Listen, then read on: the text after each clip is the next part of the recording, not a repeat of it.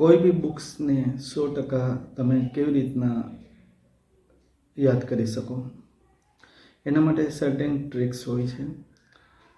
કોઈ બી બુક્સ તમે શરૂઆત કરો છો, સૌથી પહેલાં તો તમારે દરેક વર્ડ ઉપર ભાર ન મૂકતા તમારે એને સ્પીડલી વાંચવાનો પ્રયત્ન કરો. કેમ કે દરેક બુક્સમાં 60% મહત્ત્વની વાતો હોય છે, જ્યારે 40% વસ્તુ એટલી ઇમ્પોર્ટન્ટ નથી હોતી. સૌથી પ્રથમ કોઈ બુક્સ વાંચતા પહેલાં તમારે જે મેઇન વર્ડ છે એના ઉપર હાઇલાઇટ કરવું પડે. કેમ કે તમારી આંખની એક કેપેસિટી છે, એ દરેક વર્ડને કન્ટિન્યુઅસ નથી જોઈ શકતું. જ્યારે તમે હાઇલાઇટ કરો છો ત્યારે તમારી આંખો માત્ર અને માત્ર તે સબ્જેક્ટ ઉપર જ, તે શબ્દો ઉપર જ કોન્સન્ટ્રેટ થાય છે. સેકન્ડ, દરેક વસ્તુનો મિનિંગ જાણવાનો પ્રયત્ન નહીં કરો. કેમ કે દરેક બુક્સમાં, દરેક વસ્તુમાં 80-20નો રૂલ્સ કામ કરતો હોય છે.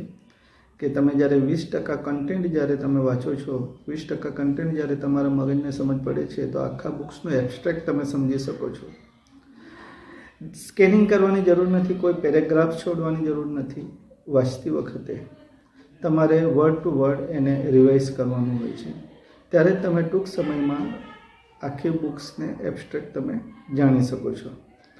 તદુપરાંત તમારે જે બિનજરૂરી વિચારો છે એને તમારે એલિમિનેટ કરવું પડશે.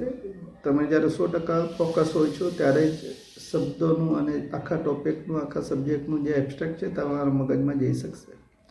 હવે બિનજરૂરી વિચારો દૂર કરવા માટે ઘણી બધી પદ્ધતિઓ છે. જેમ કે તમારે તમારા વિચારોને એલિમેન્ટ કરવા માટે એક મેડિટેશન બી એક સારામાં સારું ટૂલ્સ છે. તદુપરાંત તમે જ્યારે નેગેટિવ વિચાર આવે છે ત્યારે એના ઉપર પોઝિટિવ વિચારનું ઓવરલેપિંગ કરવું પડે. ઘણી બધી વસ્તુ છે. એટલે ટૂંકમાં કોઈ બી વસ્તુને જાણવા માટે, કોઈ બી બુક્સને સમજવા માટે તમારે 80-20નો રૂલ્સ પણ તમારે ધ્યાનમાં લેવો પડશે.